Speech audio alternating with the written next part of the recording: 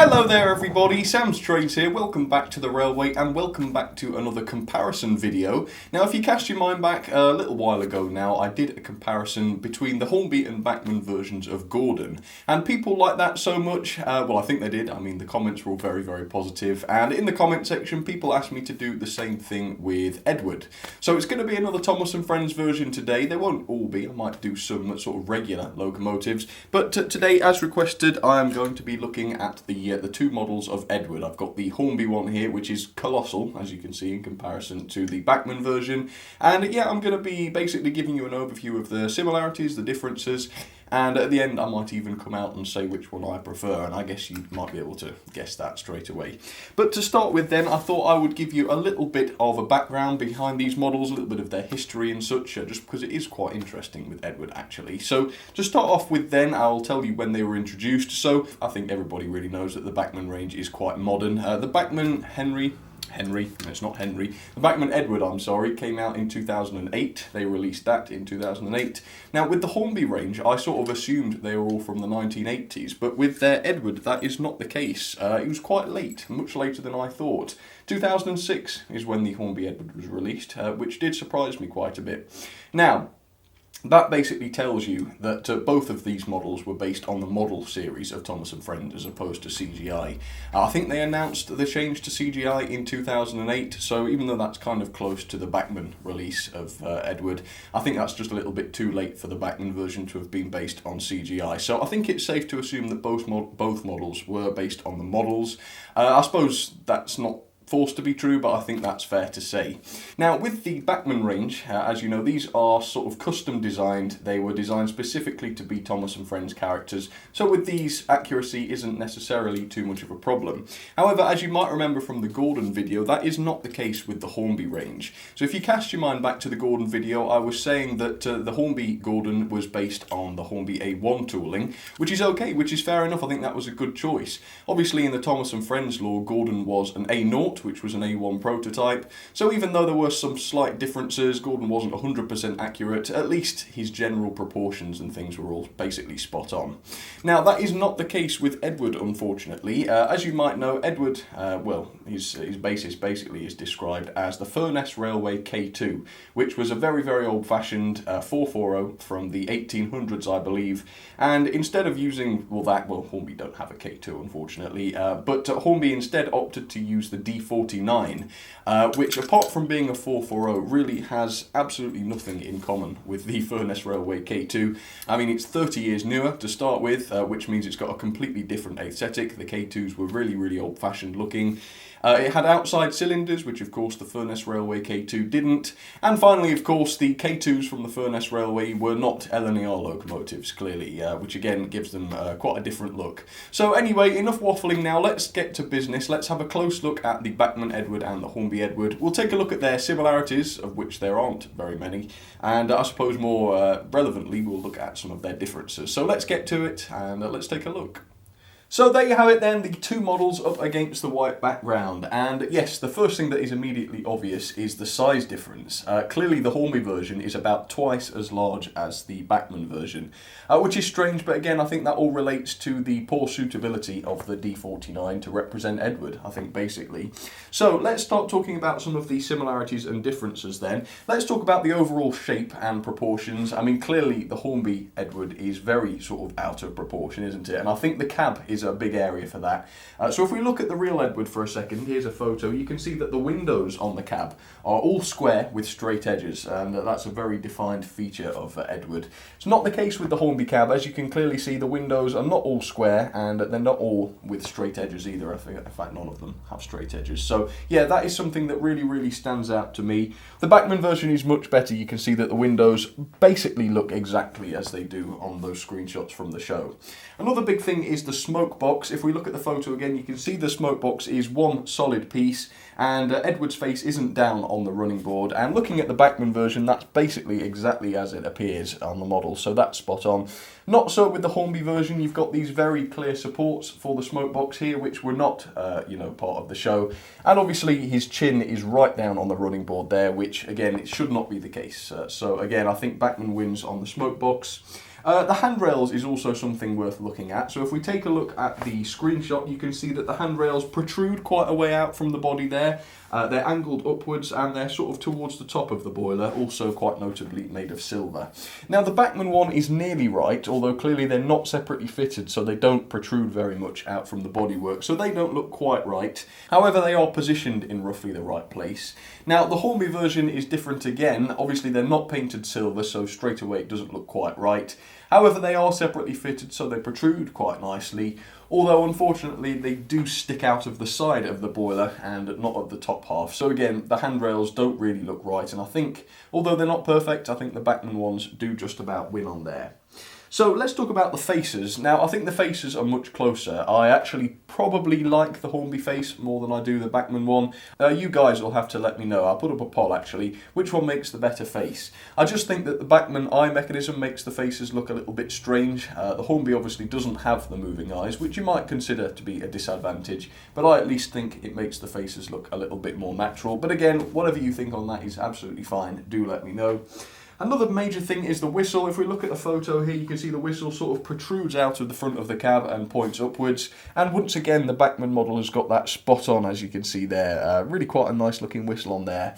Hornby one, no, sadly not. It just sticks right up out of the bodywork there. It is made of metal, so that's a point in its favour, but it just does not look like Edward's whistle. So yeah, that's a little bit of a shame. Also the dome and chimney. Obviously the dome is quite thin and tall on the photograph there, as it is on the Bachmann model. Yeah, that looks basically exactly right. The Hornby one is much more sort of stout and short and sort of large. Yeah, again, not quite right. The chimneys are a little bit better, I would say. The Hornby chimney is definitely changed from the D49. It's a lot taller than the D49s used to be, so at least that is right. And again, not much to really say with the Bachmann version there. It's probably not quite as tall as the Hornby one. Probably needs to be a little bit taller actually, although I'm not absolutely sure. But it's not bad, is it? I mean, it looks okay, I would say, basically. And looking at the side of the cab here, as you can see, the Bachmann one is exactly as it appears on the photograph. You can't see it too well there on the photo, but yeah, that is basically exactly right, isn't it, more or less. Hornby one, again, not quite right. You've got the splasher sort of incorporated into the back of the cab, and you've got this weird sort of zigzag lining going on the bottom of the cab there, which is really quite bizarre. Not too sure what's going on there. And finally, of course, I can't see any steps on the Edward from the show, and yet the Hornby one clearly does have steps on both the loco and tender.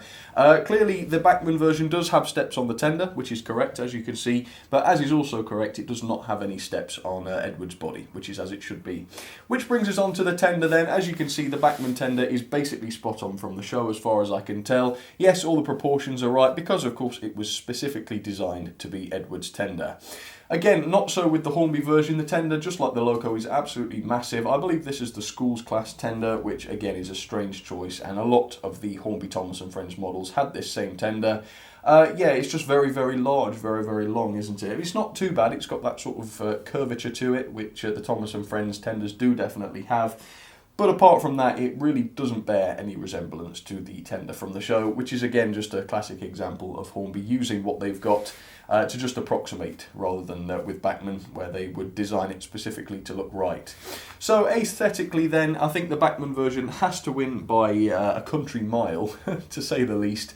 The Hornby one isn't too bad if you haven't ever seen the show. I suppose if you are an alien, maybe you'd like the Hornby version, you might think it was accurate. But apart from that, yeah, it hasn't got a lot going for it. So let's now talk about performance then, which again is completely different. I have a completely different opinion when it comes to performance. So let's get to that now then.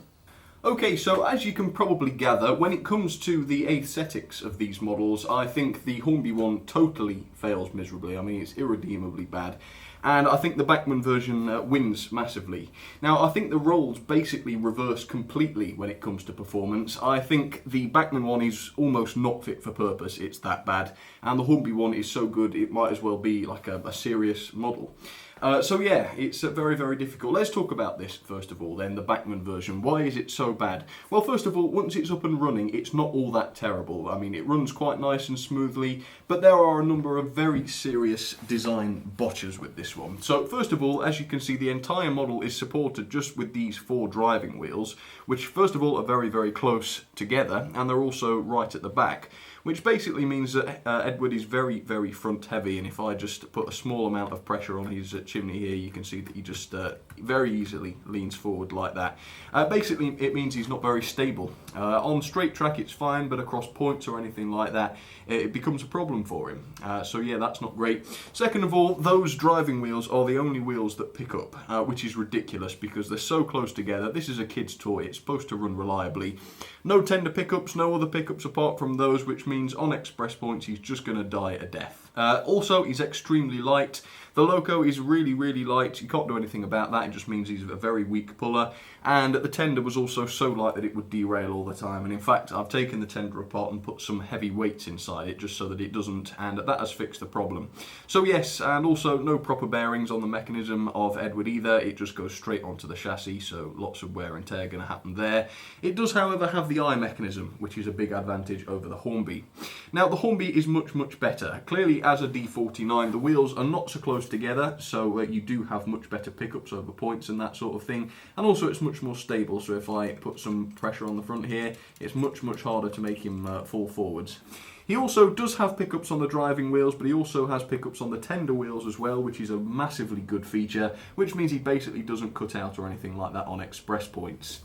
Also, he has full bearings on the driving wheels, which is great, means they go around nice and easily. And there's also a 5-pole motor inside this tender, whereas there isn't in the Bachmann version. Although, of course, the Bachmann version is loco-driven and the Hornby version is tender-driven, which I think is less realistic, but it does run way, way better.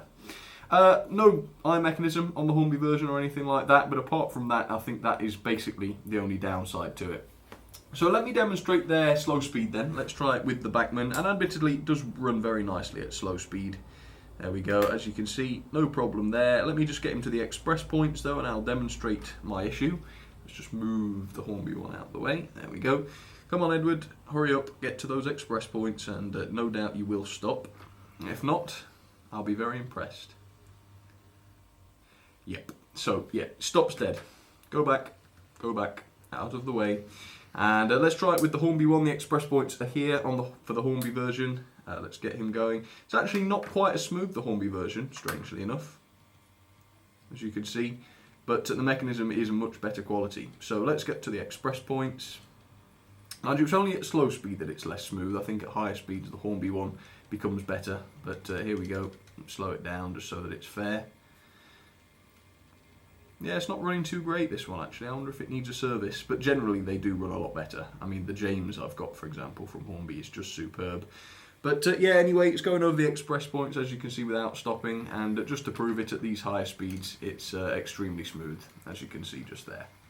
So let's get on to the pulling test then. I've just set up 4 coaches because I think that's reasonable for a 440. So the Hornby version has got 4 ready to pull there, and the Bachmann version has got 4 just there. So let's try this. Let me back up the Hornby onto the coaches.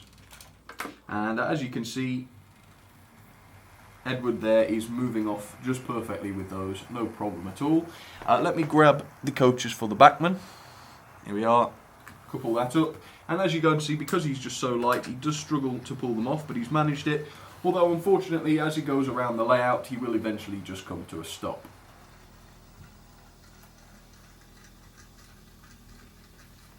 I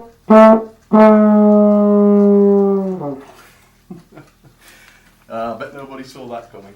Right, so I'm going to have to take off one of these. I'll just take off the back one, and hopefully he will manage with 3. And let's have a little bit of a running session with these then, and yes, don't forget to let me know in the poll which one you prefer. So ultimately then, it's very, very difficult to definitively say which model is better, because obviously both models dramatically fail in one area and do very, very, very well in another. So it really just depends on what feature you value the most. If you value performance and many years of service and high quality the most, then you'll have to go with the Hornby version, I think. I think that is definitely the winner. However, if you care about accuracy and, you know, the likeness to the show, I guess, then the Bachmann one has to win, because the Hornby one misses the mark hugely. As for me, I'm not absolutely sure which I prefer. I mean, the Bachmann one can be improved if you wanted to, you know, spend the time. You could, I suppose, wire tender pickups onto it. You can add more weight and do that sort of thing. You probably stuck with the 3-pole motor, though, and you probably wouldn't be able to add bearings unless you were extra extremely skilled. So yes, some of that is basically unfixable. But then again, how would you fix the looks of the Hornby version if you wanted to, you know, really improve it? Again, you would have to cut the body up, wouldn't you, in order to do that? So there's no answer really. So I'm just going to let you guys know. Let me know in the poll which one you prefer, or if you have a deep answer, do let me know in the comments, and we'd be happy to discuss it. Ultimately, I think I do prefer the Bachmann version, although, you know, for what it is, it's extremely expensive. It's not great, but it's certainly not bad. And I think it is better than the Hornby version, just about. But looking at them side by side, it's actually proved that neither model is perfect, and that I'm not absolutely sure, as I thought I was, which one was the best. So, there you have it then, folks. Definitely not a conclusive result. Both locos have major good points and also major flaws, so it's very, very difficult to say. But nonetheless, thank you very much for watching. I hope you enjoyed that, and if you have any ideas as to what I should compare next time, do let me know in the comments, and I will definitely look into that. But for now, once again, thank you very much for your company. Hope you enjoyed this, of course. I do quite like having a little bit of an examination of certain models. It's one of my favourite things to do. So yeah, I hope you enjoyed that as well. But for now, folks, thank you very much for your company. I hope you enjoyed it, and I will see you all very, very soon. Let's try and wait for one last shot of the Bachmann Edward. Little weakling, isn't it? But looks alright once it's up and running. But 3 coaches on my layout is basically the maximum, which is a shame. Because as we know, the Hornby ones will do 6. Easy. So, Anyway, folks, that's it. Thanks, everybody. See you next time.